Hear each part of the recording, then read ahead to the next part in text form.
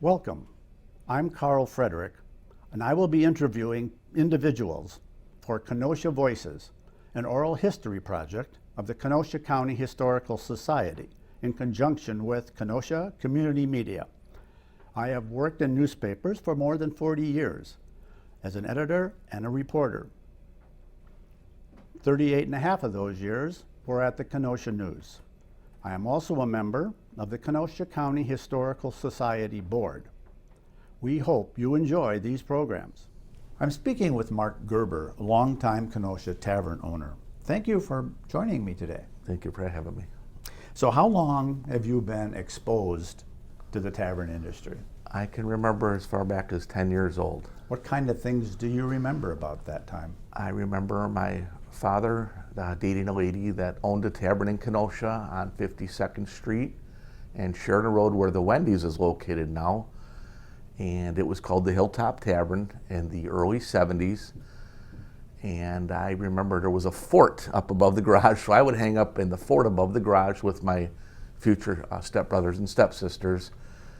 But I remember one story that's kind of funny. A gentleman said, "Mark, could you go get me the phone book?" So I brought him the yellow pages, the 18 or whoever it was back then, Ma Bell phone book.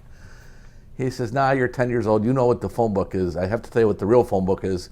And it was the 1976 issue of Penthouse. So that's the kind of stories I remember in my father's tavern. It was a very, not my father's fiance's tavern.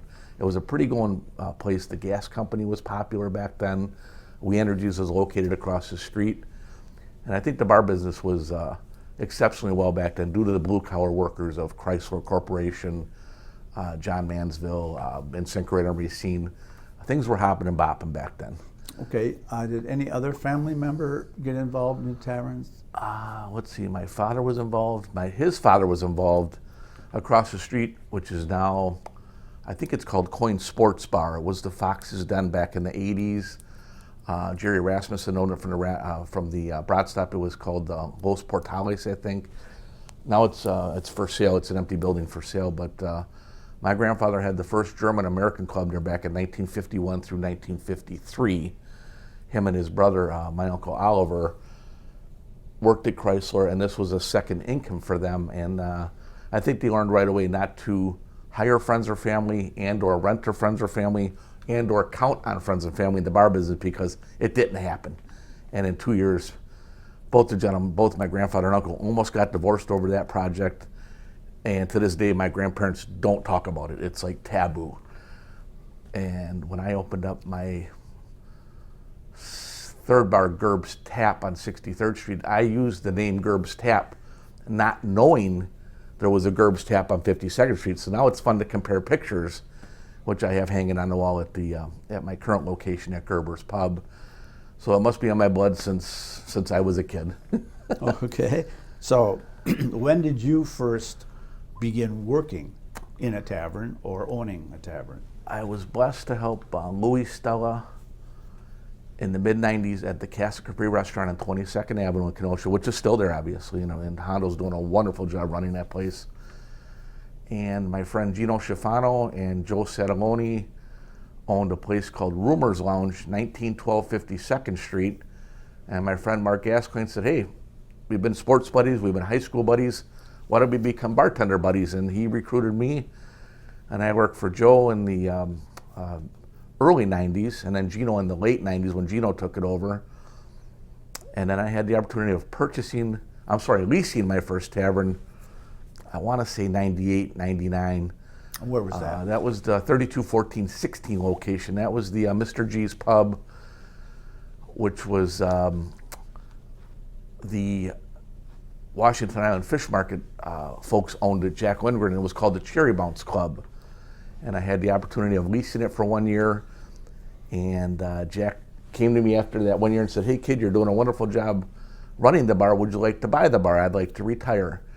And I said, "I would like to buy it." And he said, "Well, could you come up with $100,000 in 30 days? I said, "Jack, I can't come up with $100 in 30 days. I'm not your guy." How old were you at the time? I had to be 19, 20. I was pretty young at the time. So you were trying to own your own bar. I was, and Louis Stella and Butchie Stella and Joe from Rumors, he actually joined me as a bar manager. Joe says, Mark, you got a nice little gig here. I think when he got out of it, he missed it. And he said, would you give me a job? I said, Joe, you gave me a job. Why wouldn't I give you a job? Of course I would. And Joe had a hell of a following. Now, the ladies loved Joe. He knew music real well. He knew what people drank. He knew what they wanted. He just had that shtick or that knack.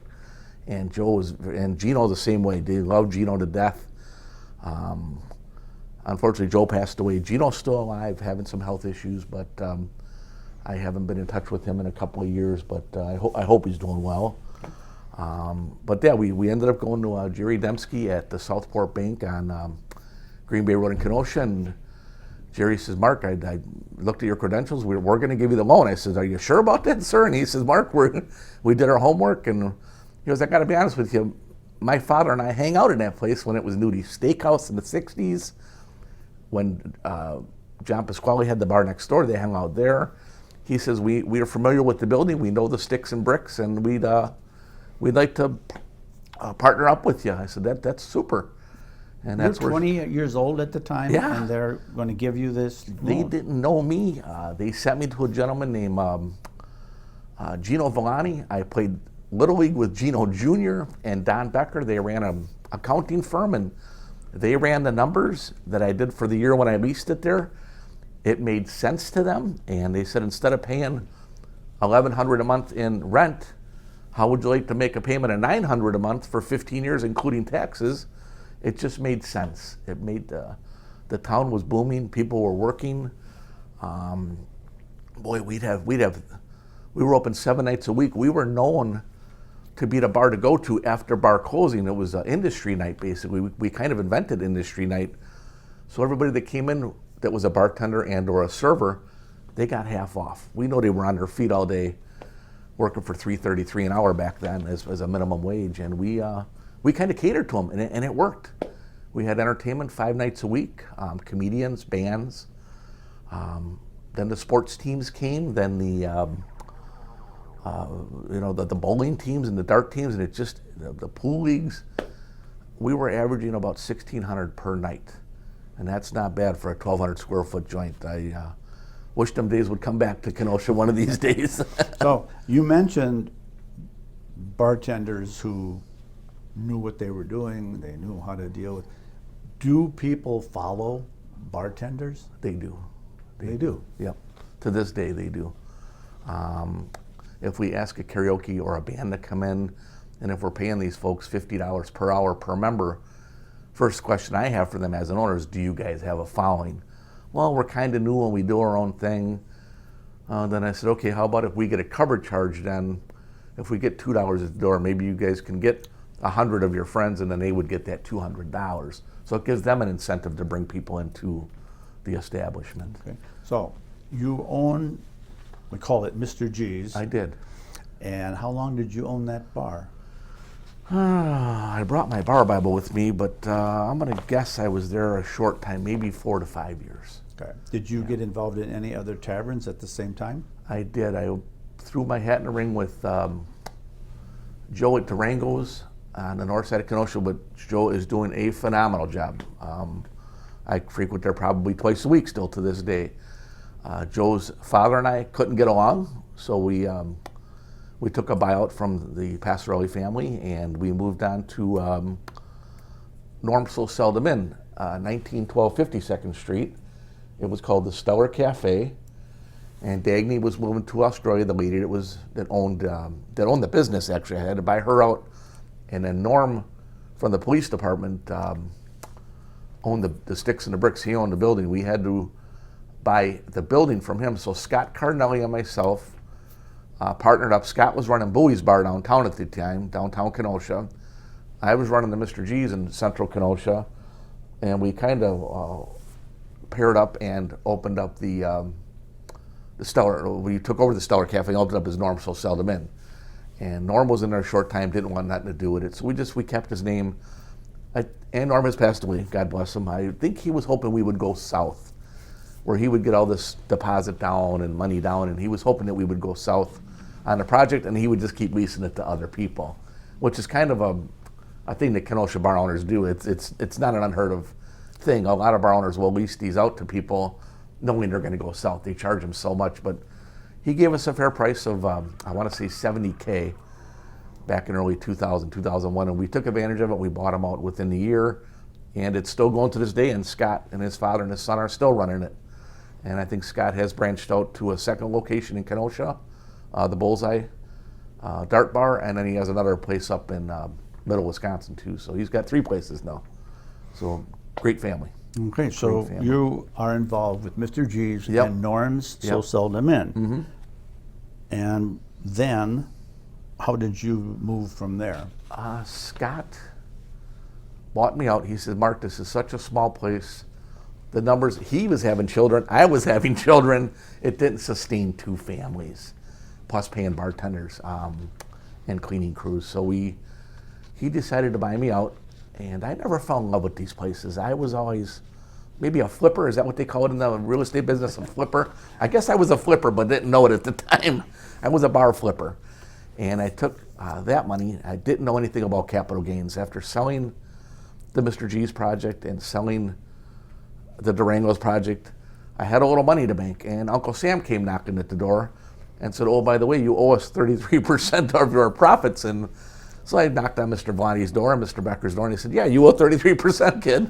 Welcome to the big league. So I was fortunate enough to be able to pay off, the money was in the bank, pay off the taxes. And I think we bought another, we kept buying bars to try to stay away from that capital gains thing. Then after that, we went into, let's see, we covered Mr. G's, we covered Norm's. And was there ever a Norm's? There was a Norm's too. Scott says, hey, why don't we get into live entertainment? I said, Scotty, do you really need me? He goes, I'm a union painter. I do need you to work during the day. He says, I'll work during the night. I said, I think we're cutting ourselves kind of thin here, buddy. Between the 2 of us, we had 6 children at that time between the 2 of us. So I said, this is going to kill our marriages, brother. He's like, they're both good ladies, and they both stuck with us. Thank God. And we did run Norm So Seldom. It was formerly the TikTok Club on right off of 30th Avenue and 60th Street in Kenosha, which is now the Finneys. And talk about full circle, Carl. I ended up buying that building 6 or 7 years down the road, which is now the Finneys Sports Bar. I had it, and it was called the Skybox Sports Bar. There was a family in there that stuck over $1 million, $1.2 million in this building, the old Sturmans in Kenosha, and it was gorgeous. They got rid of the apartment upstairs. They put up a bar up there and 2 bathrooms. But as an owner, it was smoke and mirrors. I couldn't turn a profit after paying a chef, paying a cleaning crew, paying a manager. I just couldn't turn a dollar out of there. And I was fortunate enough to get my license fees out of there and a little bit of goodwill, and I did sell that project pretty quick, only 3 years into the project. Bob Lee was next door with Lee Plumbing, and they were very good to me. They had all their union meetings there, and after they moved out to the county, I lost some of that business. So, and parking's such a big thing in Kenosha. And I've learned my lesson not having parking. I've made money without having parking, but I was very lucky. So, and then to answer your question, we went to Champion Sports, or it has to be in there somewhere. My neighbor, Art DeBear, super great guy, came in from Illinois. We both built houses next to each other in Golden Peterson Meadows. He says, how's the bar going, kid? I said, it's going terrific. He goes, I'd like to get into it. And I asked him, are you out of your mind, and are you married? He said, yes, I'm out of my mind, and yes, I'm married. And I said, well, you're not going to be for long if you get into the tavern business. He says, you let me worry about that. And we opened up the Champion Sports Bar in December. I'd say that had to be right around 2010, because Art's been there for 14 years now. And it did cost him a divorce. I hate to say that. I think Michelle's a lovely woman, but when you're in the bar, you're not home much. And Art's doing a great job down at Champions. He's got a great daytime business, a great nighttime business. Maybe I was the fool to get out of downtown Kenosha. I was the guy that hung in there, and I just says, I can't hang in there anymore. It was hemorrhaging money. So, but now down Kenosha's a different story. And then we could save that for another interview, because they're doing really well down there. And I'm the kind of guy that likes to go to a place and pay $2.50 for a beer. Rumor has it you go downtown, you're going to pay $5-6 a beer. If they're getting it, God bless them. Okay, so was there any business tavern that you were involved in for a lengthy period of time? That was the one uptown, down the street from my current establishment. That was the Gerber's Tap. How long were you involved in that? I was there for 13 years. My mom, Ruth Ann Fry, was a realtor for Remax, and I said, Mom, I've got to spend $100,000 within 365 days or I'm going to have to pay a lot of money in taxes, about $33,000. She says, well, we'll find you something. I said, I think I found one uptown. It was 26th and 63rd, and it was called the Cubby Bear Inn. It was Dick Derby's for many, many years, and my mom said, if you buy this building, I'm going to make you walk home. I said, Mom, write it up and I'll see you at home. I'll start walking now. So she was very upset that I bought that entity, but it was one of my favorite places, and we made money. There was an apartment up there that covered the slow days. I was getting $550 a month back then. It was a lot of money. Now it's getting well over $1,200. I didn't know the real estate market was going to change like it did. I'd probably still own the building if I had the opportunity. But something did come along. 14 months ago, my landlord, Mr. Cristiano, said, Mark, we'd like to open up the old Carl and Doug's bar. And I said, I don't think I'd like to do that. I'm pretty happy being retired. I'm down in Florida. It's warm down here, and I'm having a good time with my family. He goes, come on, let's do it. I said, I'll do it for a year. Well, that was 14 months ago, and I just signed another year lease. So here we are at the current bar at Gerber's Pub. I don't know if I forgot any, Carl. I don't know.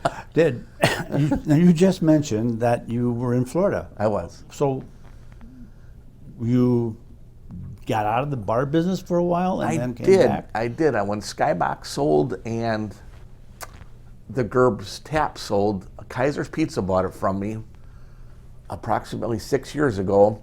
So there was a short time that I was off for a 2.5 year period. There was a 3-year covenant not to compete. Terry and Dana Nelson from Kaiser's took me out of the market. They said, Mark, we're not going to let you open up next door. We're not going to let you open on the north side. We're going to let you up in Milwaukee. You're done. If you're selling to us, you're done. After 31 years, I thought I was done. I think they were right. But like I said, now will call me from down the street and said, Mark, it's been vacant for 5 years. Is there anything we can do with it?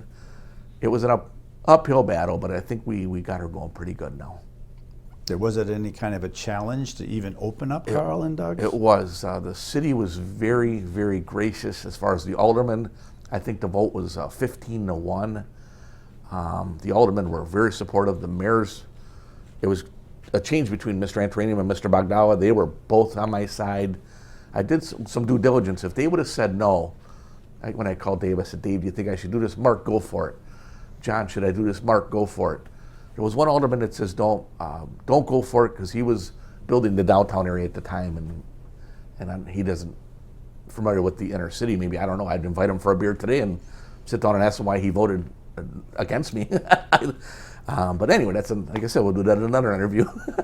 No, everybody was very supportive. Okay, so let's go back to Gerber's Tap, the one you were involved in for 13 years. Sure. You had a history of not staying in one place very long, but here you said 13 years in one place. Why? I had a great staff, Carl. I know I could go there at 7 in the morning, open up at 8, count on my 15 regulars. I only had 16 bar stools. 15 were full every morning. Chrysler had just got out of Dodge, and a lot of the guys retired, and a lot of the gals retired, and they came in to see me. They kind of followed me. Even from Mr. Stella's restaurant, I had a following from there. So I could count on 15 people every morning spending a $10, $15 bill, 20. And then along came the machines and the pinball machines and the pool tables, and that was a whole separate business to me. That was, cash money back then. It was the Wild Wild West. Them days are gone. But yeah, it was fun. To answer your question, it was fun. I know Phil would be there. I know Janice would be there. I know Joe would be there.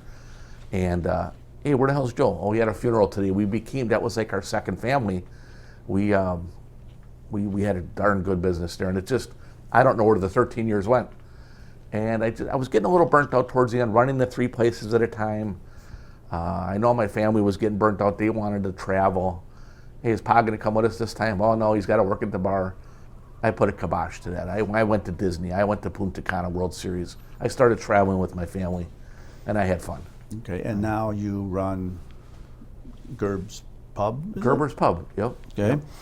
And what kind of a tavern is it? I mean, there are different types. Yes. It seems like there's a place in the neighborhood that people walk to, Sure. or don't really drive very far. It's kind of, this is my local hangout. Correct. Then you have places that focus on entertainment. There are places that focus on sports. Right. So how's the difference between or among those 3 types of establishments? That's a great question. As far as the old Carl and Doug's, they were known for cashing checks there, Carl. They were known to have a rougher crowd there. So it was shut down for 4 years. When my landlord Nello came up to me and says, Mark, do you want to do this project? I was thinking in the back of my mind, no. But then I thought about it and I thought, boy, somebody with a half a brain could maybe make some money, because a lot of people don't drive to the bar. There's a public library next to me that has a bike stand. And a lot of my friends ride bikes, even out to the industrial park, and they live in the uptown area. I was born and raised in the uptown area. I'm a prodigy of St. Thomas School. So I know the uptown. I know there's people they're hardworking people. They have money. They want to spend it. They got to eat and drink like the rest of us. And I thought, we'll go for it. A lot of my guys, they ride their bikes to the bar, believe it or not. They don't drive. For what other reason, I don't know. None of my business. But I can go into the bar and nobody on the street and have 6, 7 people sitting at the bar. It amazes me. Every day is different, but we count on our 5 to 6 regulars in the morning. We count on our 5 to 6 school teachers in the afternoon. But you got to remember, I'm only there at 10 a.m. till 7. I'm not there at nighttime. I don't have any pool leagues right now. I don't have any dart leagues. And I don't have entertainment, only for the fact is it's a small bar, and I don't believe, I don't believe, this ASCAP, BMI, and CSAC licensing is jumping on all the small bar owners. They want their $300 per license, which is $900 per year, and we don't make that kind of money. Could I pay it? Sure I could. Is it worth it? Probably not. Then you've got your $350 license fee to the city of Kenosha for your cabaret. Well, yeah, I believe in that. You got to pay the city for your licenses.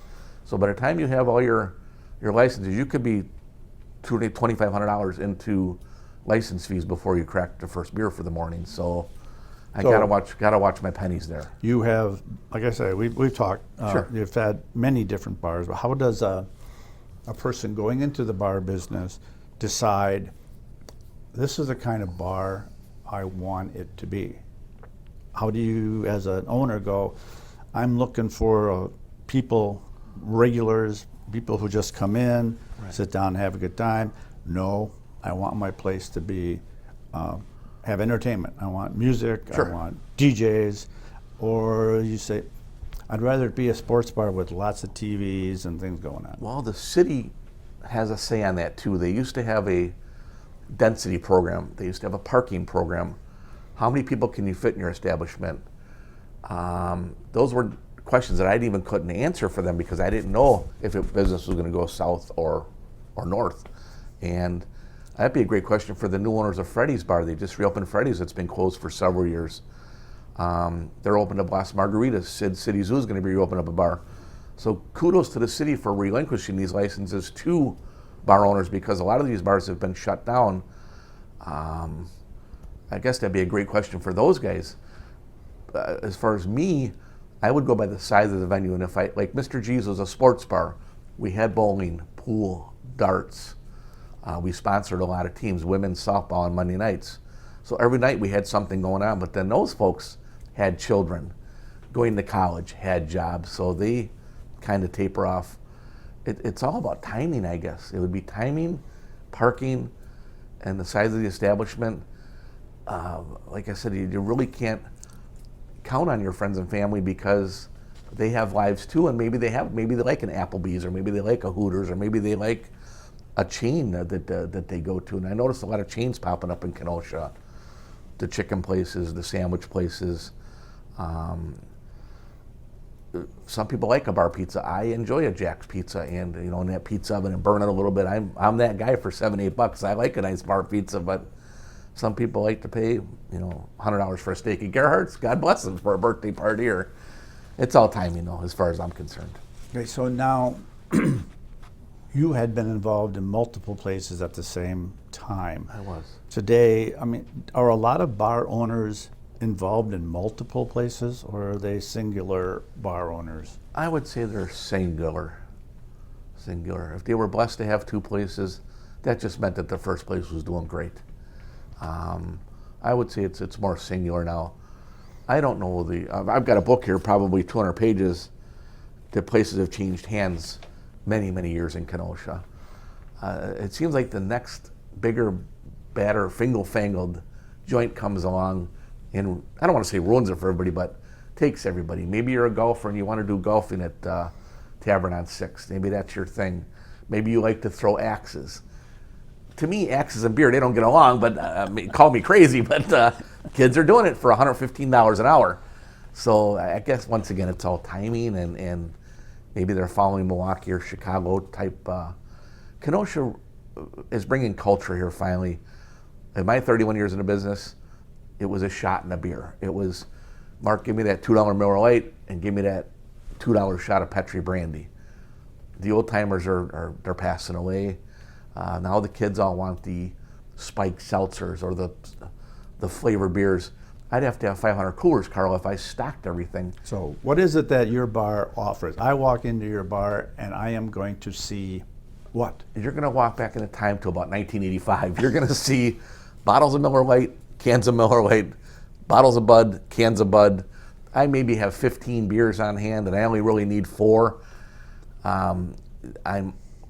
My target location now is a target neighborhood. I don't foresee lawyers and doctors coming in there spending their hard-earned money. I am a neighborhood guy. I'm a blue-collar guy. You're going to see, like I said, the brandy, vodka, gin, rum, tequila. You're going to get a beer or a drink for $2. We're not going to hurt you. If you're looking for that, suit and tie place, I'm not that guy. I'm shorts, tennis shoes, and a T-shirt, and an Iams dog food hat. I'm your guy. Okay, so how many? I guess if you're a neighborhood bar, Yes, you rely on repeat people. we do. How many regulars do you have that show up? I would say the Packer game was absolutely phenomenal this weekend. I don't know if it was the weather or if people wanted to get out because the kids are back in school now, but Sunday I had to stock 3 times. It was a good day, and I like stocking. And the garbage was full. I kind of attest my business to how much garbage I have.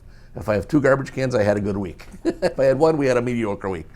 But it's definitely a strange business. There's ups and downs. But to answer your question, we probably have 5 good morning regulars, 5 good afternoons, and then that later shift. We could have up to 15 regulars in one day. And how many regulars do you have overall? Not everybody shows up on one day.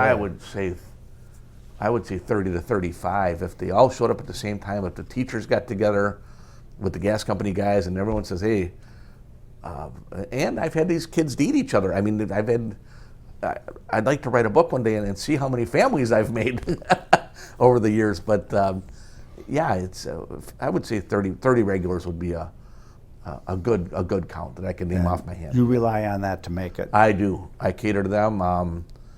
I do. I try to keep the prices low. They're a little cult too. They'll walk for a quarter, Carl. If you go to 2 1/4 or $2.50, they'll walk. They will walk. They very conscious about their quarters. Okay, do you have any entertainment devices? I mean, you mentioned pool tables and dartboards and things, but Sure. what else is involved, or what is inside of a normal tavern? I would say you've got your amusement devices. What are they? You've got the like a doggy diamond machine or a bug machine. People can play those at their own risk. They're legal to pay out on, from one of the rules I read, but they're legal to have. The city of Kenosha has a license fee of $60 per machine, and you can have up to 5 of them. I've always derived my business from behind the bar. That's a separate business because that's taxable income also now. Back in the wild days, there was untaxable income, but they caught wise to that real quick, the state and the feds. But it is a nice profit center. I would say a lot of the bars in town rely on a lot of them profits to keep the lights on. They're a nice profit center. I try to derive my business around the beer, the spirits, the wines, the liquors. Because if the state comes in and they get a wild hair and they say, hey, we want to take these out of here, now what do you got? You got 90% gambling machines and or amusement devices, and then you got 10% booze. We have a 75-cent pool table. It's unheard of in Kenosha. I don't think my vendor knows that because when he closed the doors 5 years ago, well, he'll know now if he watches this. And I hope he doesn't raise it. But yeah, people do like to play pool. They like to play darts. There's golf simulators now, pinball machines. You know, back in the 60s, pinball was a way of gambling. If whoever had the high score could win the drink of the day or they could win money. That was before my time. Okay, so you have people, regulars. How often, what do you call a regular who shows up at your Oh, bar? I'd say a regular's got to be a 3 to 4, minimum 3 to 4, coming in 3 to 4 times a week. And what do they spend? I would say average between $10, $15, $18. And that would be what they would do and then leave. Yes. Yep. They know what they have to spend. I think keeping the prices down, that's what brought them in after being closed for 4 to 5 years. That's what brought them in was the prices. I have a great staff in place. It took me 14 months to find 4 good bartenders. I'm always looking for bartenders. People have families. They get other jobs. They get insurance. I don't offer insurance. Obviously, I can't afford to do that. But we've got 4 in place right now, and I'm very happy. And now, are they part-time? Very, very part-time.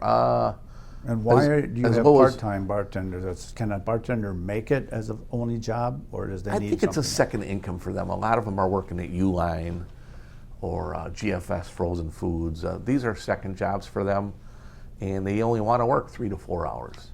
And I don't mind that. If they want to come in from 4 to 7, lock up when you're done. So I don't have any problems with that. Okay, so you have regulars who come in, and do they know each other? Sometimes no. I would say probably 75% no. But by the time they leave, they've gotten each other's phone numbers. They're having cookouts, and that's another story that I have.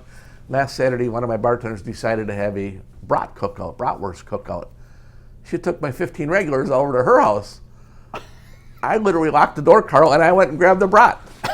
And I said, here's free drink tickets for everybody. When you're done here, come on back to the bar. What are you going to do? Yeah, if you can't beat them, you might as well join them. Okay, so what do people talk about? People come in regularly, see each other's faces. Do they ignore each other? Lately, do they it's start been to chat? Yeah, no, they chat, especially boy on girl, girl on boy. Lately, it's politics. I'll be honest with you. I try to keep politics out of the bar. It's on your cell phone. It's on the TV. It's on your phone machines. It's been politics lately, and I try to stay out of that. I made a mistake one time and said, I think I voted for Tom Barrett. I was living in Milwaukee at the time, and a pool team actually got up and walked out on me. So that was lost revenue. So I never brought Democratic, Independent, Republican again into the bar, running in my ads. I learned the hard way as a young kid, don't talk politics in the bar. I noticed there's a lot of gun issues lately. They talk about, and I try to stay out of people's conversations. They talk about families. They talk about current events. Some of the old timers, I remember when beers were 10 cents, and how the hell do you get $2 for a beer? I'm like, sir, this isn't 1930. Stuff like that. Okay, how valuable is food to a restaurant? Huge, huge. There's some states right now, if you don't have a food or snack license, they will not give you that liquor and or beer license. So I feel it's huge. We put stuff in a pre-cooked sloppy joe or a pre-cooked hot beef. Yesterday we did meatball bombers. Once them 6, 8, 12 sandwiches are gone, we're done for the day. I don't like to waste food, but I noticed in the uptown area, they're doing a little remodeling up there. I'm kind of waiting to see what they do. If they put a sub shop up there, a submarine shop, I'll do pizza. If they put a pizza shop up, I'll do a hot dog. I'm kind of waiting to see what they do with these shops uptown, but it's been kind of slow going because, from what I understand, they're asking some pretty good rent up there. Okay, so right now you don't offer much for food. I offer a sandwich a day, so whether it be a hot beef, meatball bomber, frozen pizza, we keep it real small. Of course, your chips and your gum and your Rolaids and your beef sticks, we do all that too. Back in my day, there was no Grubhub or DoorDash. We didn't know. Now you can call anywhere and have something delivered to your tavern. So Do some of your people? we do. have We things- do. We'll have money in the kitty, and we'll all throw in a bunch of money. And Joe, the customer, will use his credit card to order it online, and we give him cash, and we order a dozen tacos from Taco John's. I notice in my neighborhood now, where the Gerber's Pub, we're getting a Spanish restaurant. We're supposed to be getting an African American tavern. Hopefully, they'll do some of their soul food, and we can buy from them. So it's good to see some culture coming to the neighborhood. You get sick of eating hamburgers and hot dogs at McDonald's every day. I know I do. How are the regulations for even opening up a tavern? Now, okay, I have to go to the state, I have to go to the city. You mentioned licenses that you need. Sure. But what's that up front? Kenosha's got it pretty streamlined. From the bartender's license to the city, they're going to get $600 every year plus a $15 publication fee. The girls downtown are absolutely a godsend. Monica and all the girls down there are Michelle Nelson. You become friends with these ladies. They're basically my school teacher, and I have to listen to them. And like I said, the aldermen have always been on my side. The mayors have always been on my side. They streamlined it. You can do everything online now. Back in my day, there was no computers. There was no smartphones. We did everything on a piece of paper. We wrote it out. Pretty simple. It's pretty And simple. at your bar, do you have these machines for paying? What do you, As far as anything people order? I mean, you have a cash register? we have a Or cash do you- register. do- We have a ATM machine. They're welcome to hit that. We have a credit card machine that finally came in because the food sales are starting to pick up. I've noticed a lot of, and me being a hard-headed Italian, German, people are going cashless. They're bringing their plastic with them. Maybe they don't have the cash. I don't know. It's none of my business. But I've noticed, I never wanted a credit card machine. And this is the second one I think I've had. Skybox had one, and now with the food at the Gerber's Pub, it was always a cash business. Times are changing. I went to Disney World a couple years back, and everything was on a wristband. You just wristbanded it, and it went to an account, and they took the money out of there.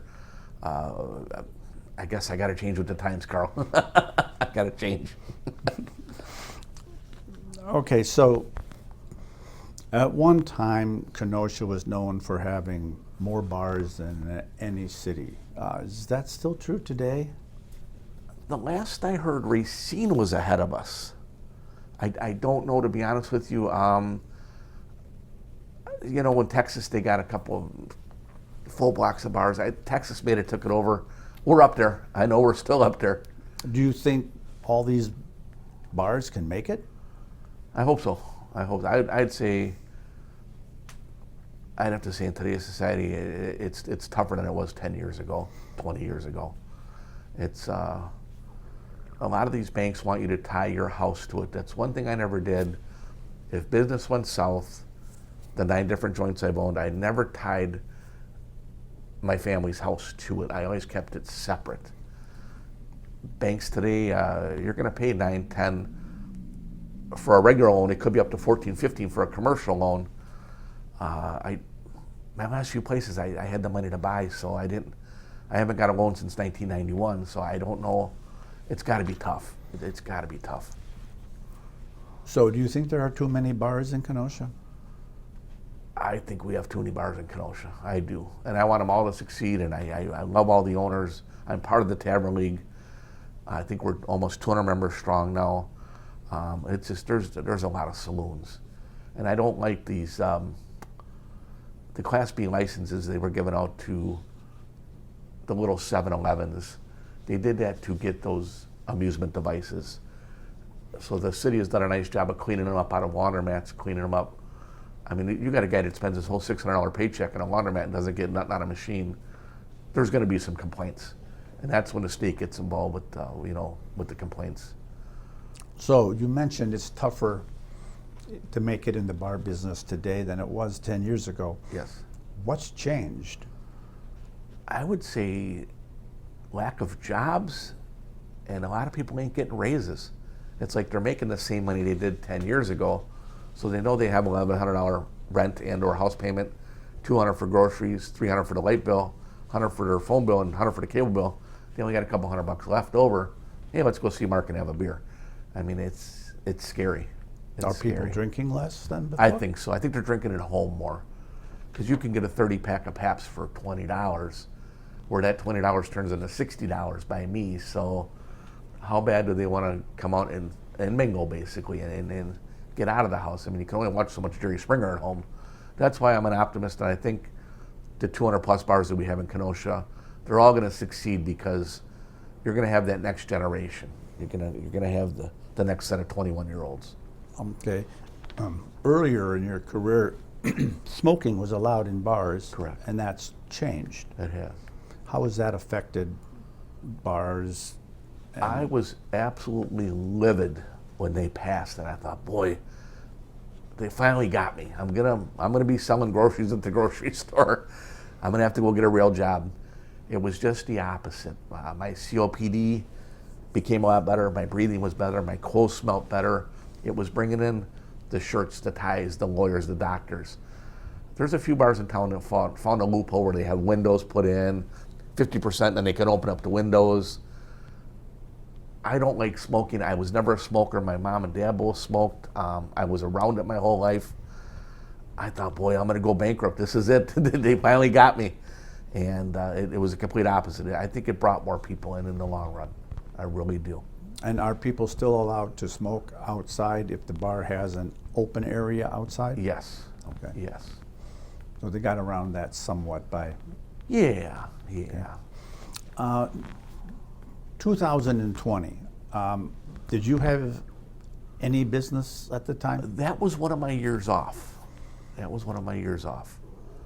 Yep, I lucked out. I was able to get a place in Florida, down in the Destin, Navarre, Pensacola Panhandle area, and that was one of my few. That was one of the 2 years off during my covenant not to compete, and I think I jumped back in 2023. I jumped back in. Yep, so I was still off. It was right when I sold the Gerb's Tap uptown, and Terry and Dana were very adamant about me signing paperwork at the lawyer's office to stay the hell out of the business. Okay, so what challenges do you face today in your tavern? I should have did my homework, Carl. I didn't know that prices had went up the way they did. I remember paying $3 for a bottle of vodka. That same bottle of vodka is $9 now. I don't know if it was due to shipping or taxes. I remember you could build a pizza for $10 or less. You can't do that no more. Sausage, cheese, pepperoni, everything's going through the roof. I didn't know it was going to be hard to find staff. That was a deterrent for me in the beginning. I was working the 8, 9, 10, 12-hour days myself till I found some good people. It's definitely changed in that period of time you were asking about it, and not for the better. So you adapt. You adjust. Do you have any issues with customers? Any challenges being uptown or in whatever your clientele might be? We did in the beginning, I don't know if I told you this story when we met last week. The ladies of the evening, I don't know if the last owner was getting a cut of the money that these ladies were making. And I sat the girl down and says, hey, I don't condone this. Please keep it out of here. Beautiful girls. I mean, gorgeous girls. And I said, why do you do this? And she said, Mark, I get asked that every day. You know, they're paying a pimp or their boss for whatever actions they do. They're hooked on drugs. And the money from that goes partly to drugs and part to their partners. So I said, I don't want that in here. You know, we're kind of a neighborhood bar, sports bar. If you need a glass of water, I'm your guy, but otherwise, get out of here. And that was my biggest challenge in that particular entity. I've seen it. I know it's been in Kenosha. It'd be here when I'm long gone also, but I just don't condone it, and I don't want it. And I think they tell their friends that. Do you see any issues with people bringing in drugs? No. I haven't seen it yet. I know it's in the uptown area. I have a gang house around the corner. They're cordial to me. I'm cordial to them.